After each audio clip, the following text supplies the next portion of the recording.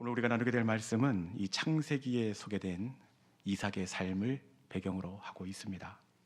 이 창세기에 보면은 50장으로 되어 있는데, 창세기의 전반부는 인류 모든 사람들의 공통된 역사가 담겨져 있습니다. 인류 모든 사람들의 공통된 역사가 창세기 전반부에 기록이 되어 있고, 창세기 후반부는 히브리 사람들의 이 족장사가 담겨져 있습니다. 전반부는 원역사가 들어있고, 창세기 후반부로 뭐가 들어있다고요? 히브리 족장사가 기록이 되어 있습니다. 히브리 족장, 이 4명의 족장의 이야기가 들어있는데, 한번 사진 한번 봅시다. 네 명의 족장이 누구죠? 아브라함, 이삭, 야곱, 요셉. 이 히브리 4명의 족장들의 이야기가 창세기에 들어있는데, 아브라함의 이야기는 12장부터 25장까지, 이삭은 점입니다. 그리고 야곱의 이야기는 26장부터 36장까지, 요셉의 이야기도 37장에서 50장까지. 제법 다른 족장들의 이야기는 상당히 많은 분량을 차지하고 있습니다. 그런데 이상하리만큼 이 이삭의 이야기는 있는 것도 아니고 없는 것도 아니고, 아브라함 이야기하다가 이삭을 언급하고 그 뒤에 야곱의 이야기를 이야기하다가 이삭을 여기다 끼워 놓습니다. 이삭의 이야기는 있는 듯 없는 듯 아주 흐릿하게 그렇게 이야기가 구성이 되어 있습니다. 분량만 놓고 보면 이삭은 아무런 존재감이 없어 보입니다. 여러분, 혹시 이삭이 족장사에 있어서 중요하지 않는 인물이기 때문에 이렇게 흐릿하게 있는 듯 없는 듯 기록을 해놓았을까요? 또 그것도 아닙니다. 이삭은 히브리 족장사에 있어서 얼마나 중요한 위치를 차지하는지 모릅니다. 아브라함이 100세의 믿음으로 얻은 이 아브라함의 응답입니다. 의미가 있습니다. 그리고 모리아 산에서 하나님께 순종으로 이 번제물이 되었던 이삭입니다. 그리고 야곱에게 안수에서 이 구속사의 흐름이 에서에서 야곱으로 이양될 수 있게 했던 이삭입니다. 아주 중요한 이름입니다. 그런데 다른 족장들의 이야기는 13장, 10장, 12장 이렇게 많은 분량을 하려는데 중요하다면서요.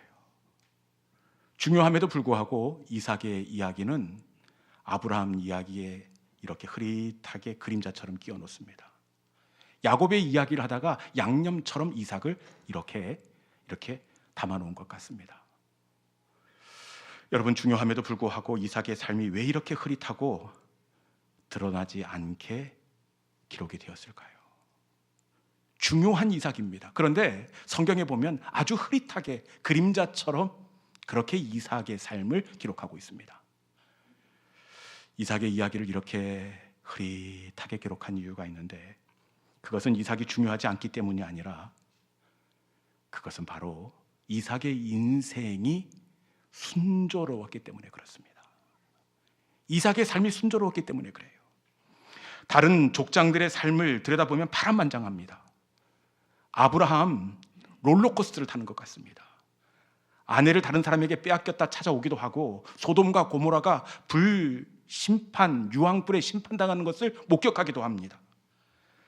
그리고 자식을 하나님 앞에 번제로 드리라 무리한 하나님의 명령도 받습니다. 파란만장합니다. 야곱의 인생도 마찬가지 아닙니까? 형님의 축복을 빼앗았다가 20년간 처가살이를 하면서 이 처갓집 눈칫밥을 20년간 먹습니다. 그리고 얼마나 고약한 장인어른을 만났는지 20년간 10번의 장인어른에게 사기를 당합니다. 그리고 마지막 순간에는 하나님께 목숨 걸고 기도하며 처절하게 씨름하다가 환도뼈가 부러져서 야곱의 남은 시간은 심각한 장애를 안고 야곱이 살아갑니다. 요셉도 마찬가지 아닙니까?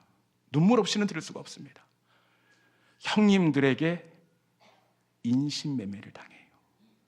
그리고 그 다음에 애굽에 가서도 하지도 않는 강간의 누명을 쓰고 왕의 제수의 감옥에 가장 어두운 곳에서 오랜 시간을 갇혀 지내게 됩니다. 여러분, 아브라함, 야곱, 요셉, 정말 눈물 없이는 들을 수 없는 파란만장한 인생이었습니다. 이런 굴곡진 인생을 다 담아내야 되니 당연히 성경의 이들의 이야기가 이렇게 많은 분량을 차지할 수밖에 없습니다. 그런데 이삭의 삶은 어떻습니까?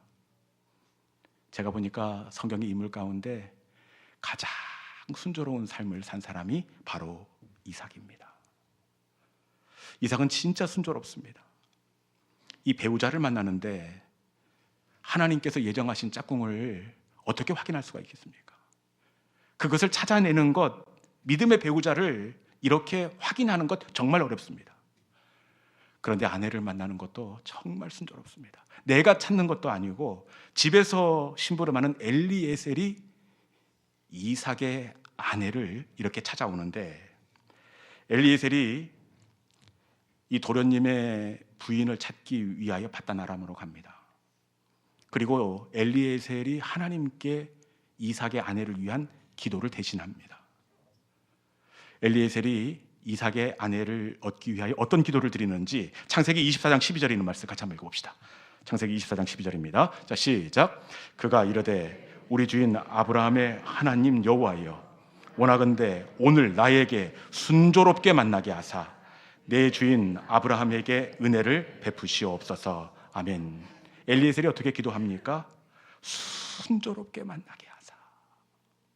순조롭게 그 도련님의 아내를 얻게 하기를 간구하고 있습니다. 그런데 이 기도가 어떻게 응답이 되느냐? 순조롭기를 기도하는데 우리 창세기 24장 15절 전반절에 있는 말씀 읽어봅시다. 이 순조롭기를 위한 기도가 어떻게 응답되는지 같이 한번 읽어봅시다. 다시 시작. 말을 마치기도 전에 리브가가 물동이를 어깨에 메고 나오니. 아멘. 어떻게 되어 있습니까? 말을 마치기도 전에, 기도가 끝나기도 전에 리브가를 만나게 되었던 겁니다. 여러분, 배우자를 만난다는 것, 찾는다는 것 정말 어렵습니다. 그런데 예수님의 이름으로 기도합니다, 아멘도 안 나오고 마치기도 전에 믿음의 배우자를 찾았다는 겁니다. 여러분, 저는 여러분 가운데에도 말을 마치기도 전에, 기도가 끝나기도 전에 순조로움을 만나는 은혜가 있기를 주님의 이름으로 축원합니다. 특별히 우리 자녀들 가운데, 청년들 가운데 기도가 끝나기도 전에 믿음의 배우자를 응답받는 순조로움의 은혜가 있기를 주님의 이름으로 축원합니다. 청년들은 크게 아멘을 하셔야 될 것 같은데 다시 하겠습니다. 여러분 가운데 기도가 끝나기도 전에 좋은 하나님의 짝지어진 배필을 만날 수 있기를 주님의 이름으로 축원합니다. 네, 이삭은 아내를 만나는 것도 참 순조로워요. 정말 순조로워요. 그런데 아내를 만나는 것만 순조로운 것이 아니라 하는 일도 순조롭습니다. 원래 이삭은 양을 치는 목축업자였습니다. 그런데 중간에 무슨 일이 있었던지 직업을 바꾸게 됩니다. 목축업자에서 농사를 짓는 이 농부로 전업을 합니다. 농사를 지어본 경험도 없고 기술도 없고 지식도 없습니다. 그렇게 어떻게 돼야 되겠습니까? 당연히 고전을 하고 실패를 해야 됩니다. 그런데 이삭이 어떻게 되느냐? 우리 창세기 26장 12절 전반절에 있는 말씀 읽어봅시다. 이삭이 어떻게 되는지. 자, 시작. 이삭이 그 땅에서 농사하여 그 해에 100배나 얻었고. 아멘. 네. 이삭이 어떻게 되었습니까? 그 해에 100배나 얻었고. 우리가 주목해야 할 단어는 그 해에, 그 해입니다. 고전을 하고 낭패를 보고 경험이 쌓인 뒤에 100배가 아니라 어떻게 되어 있습니까? 그 해에 100배를 거두었다. 여러분, 이삭의 인생은 그 해에 100배를 거두는 하는 일이 잘 되는 순조로움의 은혜가 있었습니다. 뿐만 아니라 이삭은 어떤 복을 타고났기에 이런 순조로움의 은혜가 있는지 우물을 파면 파는 족족 생수가 터집니다. 다른 사람들은 150번, 200번을 파야 겨우 우물 하나 얻을까 말까 하는데 이삭은 이곳에 파면 우물이 터지고 저곳에 파면 우물이 터지고 파는 곳마다 우물이 터져 나오는 순조로움의 하나님의 은혜를 누리는 삶을 살았습니다. 그리고 이삭은 화해하는 것도 아주 순조롭습니다. 나와 원수진 사람과 그 마음을 푼다는 것 정말 어렵습니다. 그런데 이삭은 얼마나 순조로운지 내가 손을 내밀지 않습니다. 그 전에 내 우물을 메우고 내 텐트를 무너뜨렸던 그들 블레셋 사람들이, 대적들이 먼저와 화해의 손길을 내밀고 있습니다. 순조롭지 않습니까? 이삭의 인생은 원수 맺는 것까지 풀어내는 것, 이것조차도 순조로운 삶을 살았습니다. 이삭의 인생이 창세기에 이렇게 흐릿하게 기록되어져 있는 이유가 바로 여기에 있습니다. 주경하지 않아서 별 볼 일 없어서 짧게 기록한 것이 아니라 이삭의 인생이 흐릿하게 기록된 것은 바로 순조로웠기 때문에 그렇습니다. 생각해 보십시오. 기도가 끝나기도 전에 믿음의 배우자를 만나고 그 해에 100배의 수확을 거둡니다. 우물을 파면 생수가 터져 나오니 여러분, 무슨 기록할 이야기거리가 있겠습니까? 우물을 파도 안 나오고, 농사를 짓는 족족 실패하고 배우자를 구해도 구해지지 않아 애간장을 녹여야 구구절절한 이삭의 이야기가 많은 분량을 차지할 것입니다. 그런데 이삭은 너무나 그 삶이 순조롭고 형통했기에 이렇게 흐릿하게 그 이야기가 창세기의 그림자처럼 담겨져 있습니다. 여러분, 복 중에 복은 순조로움이 복 중에 복이 되는 줄로 믿습니다. 그런데 우리가 착각하는 것이 뭐냐? 우리는 뭔가 드라마틱하고 기가 막힌 간증의 스토리가 있어야 이것이 복된 인생이라고 착각을 합니다. 그런데 여러분, 복 중에 복은 순조로운 삶이 더 큰 은혜와 복이 되는 줄로 믿습니다. 여러분들의 자녀를 한번 생각해 보십시오. 자녀들이 어떤 삶을 살기를 원하십니까? 롤러코스터를 타는 것처럼 올라갔다 곤두박질 쳤다 올라갔다 내려갔다 굴곡진 삶을 살기를 원하십니까? 넘어지고 깨지고 아프고 펑펑 울다가 마지막에 웃는 인생이 되기를 원하십니까? 아닙니다. 여러분, 굴곡지지 않고 순조롭게 열리는 것, 이것 원하지 않습니까? 순조롭게 배우자를 만나고 순조롭게 길이 열리고 순조롭게 넓어지기를 원합니다. 여러분 가운데 순조로움의 은혜가 있기를 주님의 이름으로 축복합니다. 특히 우리 자녀들 가운데 순조롭고 순조로운 이삭의 은혜가 있기를 주님의 이름으로 축복합니다. 그러면 어떻게 이삭은 이토록 순조로운 그 삶을 누릴 수가 있었을까요?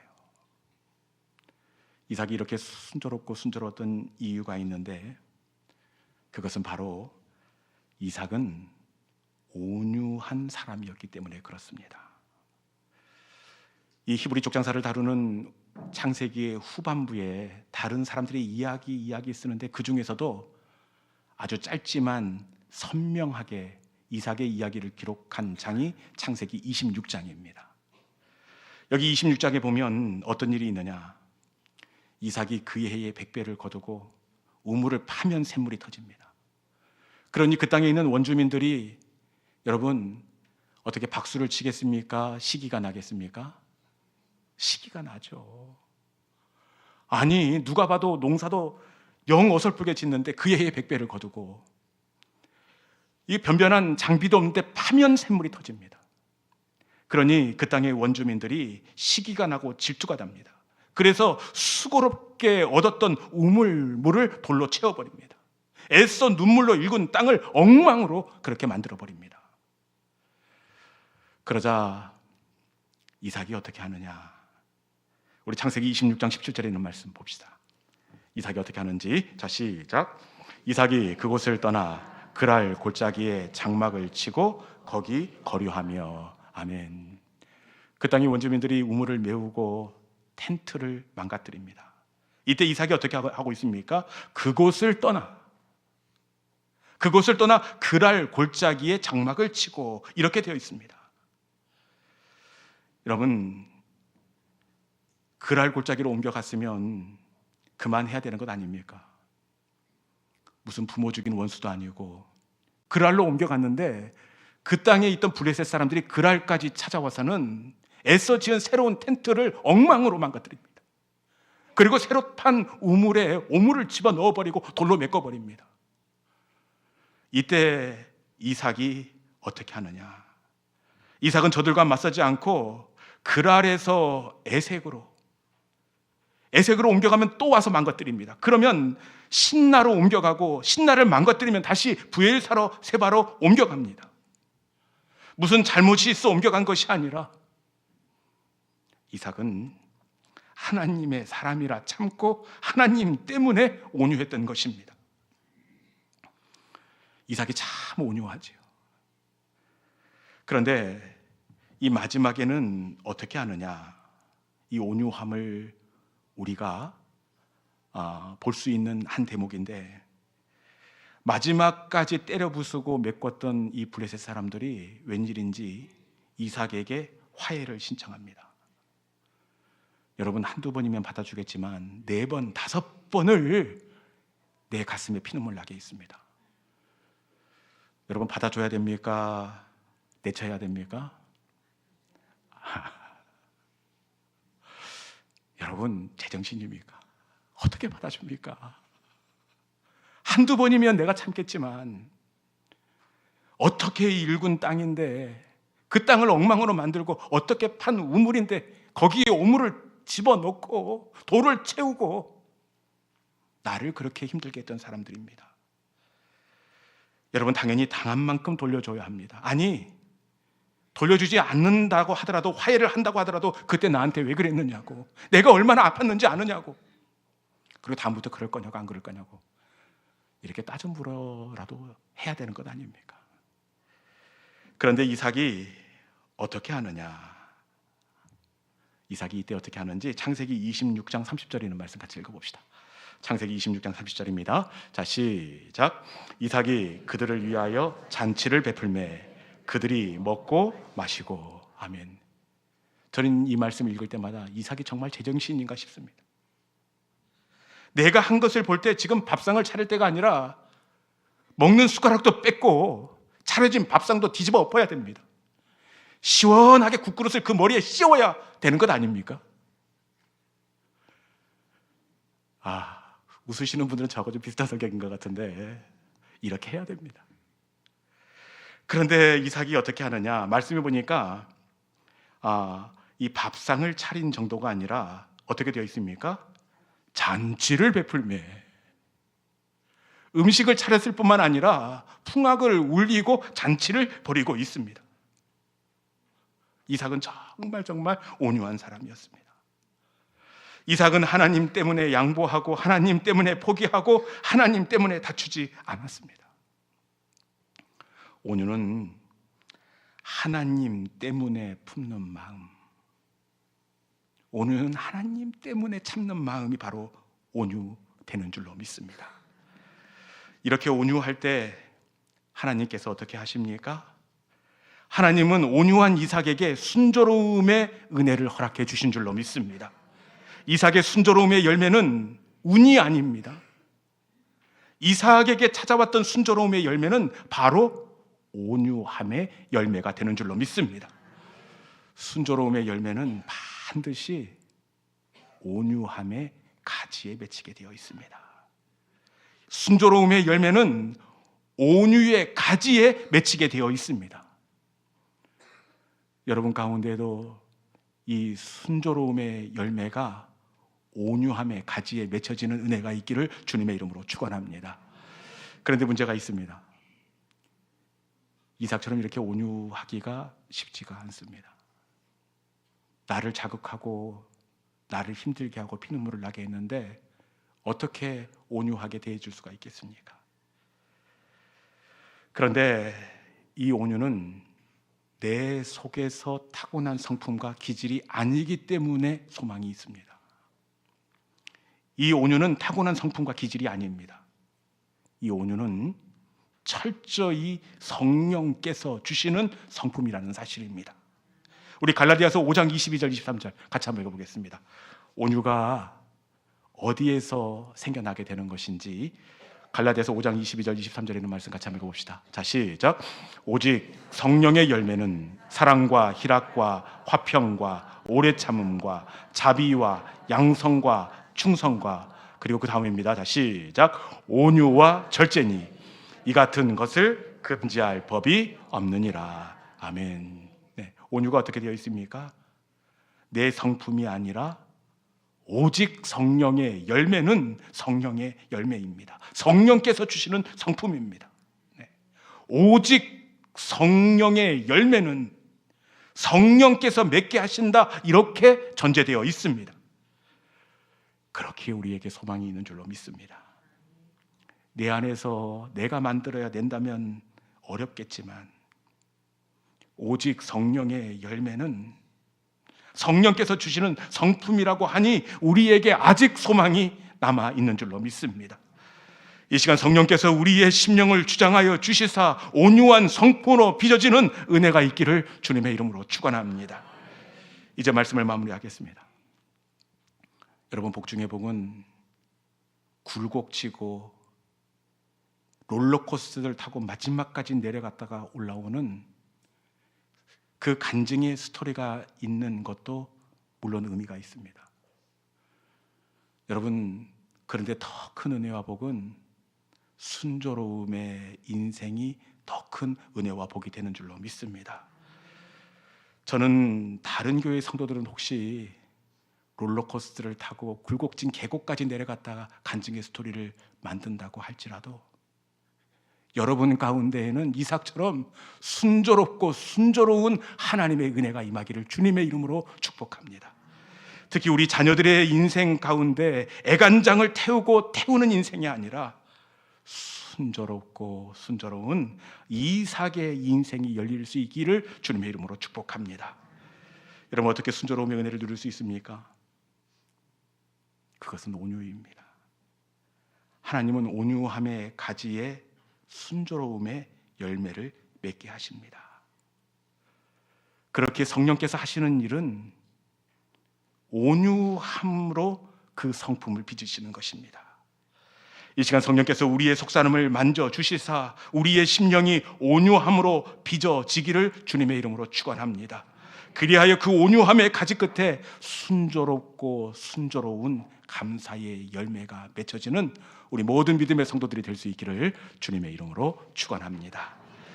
이 시간 주신 말씀을 붙잡고 우리가 찬송으로 나아가기를 원합니다. 여러분, 순조로움의 열매는 이 온유함 가운데 온유함의 가지에 찾아오게 되어 있습니다. 온유함의 성품은 하나님의 성품이에요. 그렇게 성령께서 은혜 주시고 만져 주실 때에 우리의 속사람이 온유한 사람으로 빚어지게 되어 있습니다. 이 시간 토기장이신 주님의 손에 우리의 심령을 올려드리기를 원합니다. 주님, 나는 진흙입니다. 이 시간 하나님의 손에서 나의 성품이 이삭처럼 우리 예수님처럼 온유함으로 빚어지기를 원합니다. 주님, 내 마음을 바꾸사 하나님 닮게 하여 주시옵소서. 이 시간에 이 찬송이 우리의 기도가 되기를 원합니다. 항상 진실케 우리 함께 찬양하도록 하겠습니다.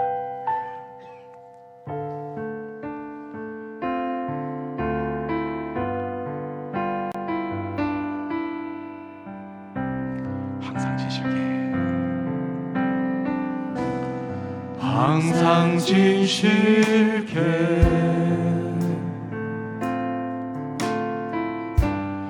내 맘 바꾸사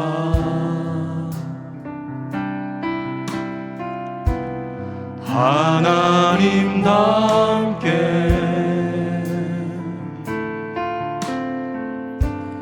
하여 주소서. 항상 진실케, 항상 진실케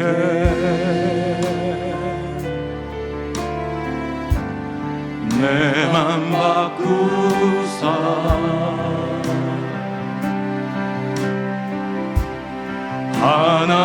하나님답게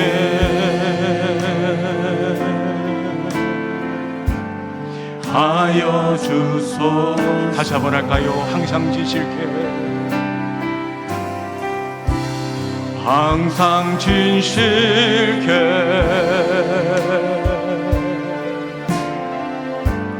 내 맘 바꾸사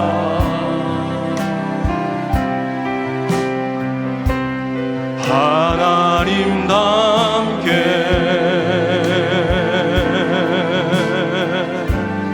하여 주소서. 주는 도기장이 주는 도계장이 나는 지음 날 빚으소서. 날 빚으소서.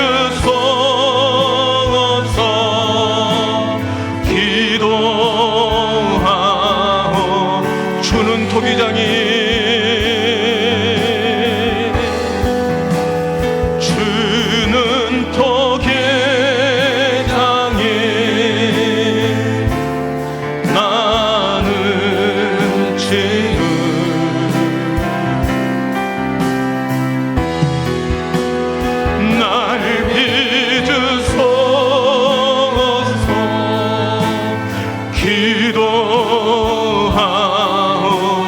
다시 한번 할까요? 주는 도기장이 주는 도기장이 나는 진우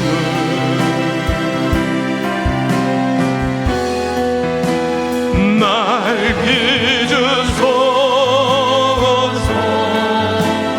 기도하오니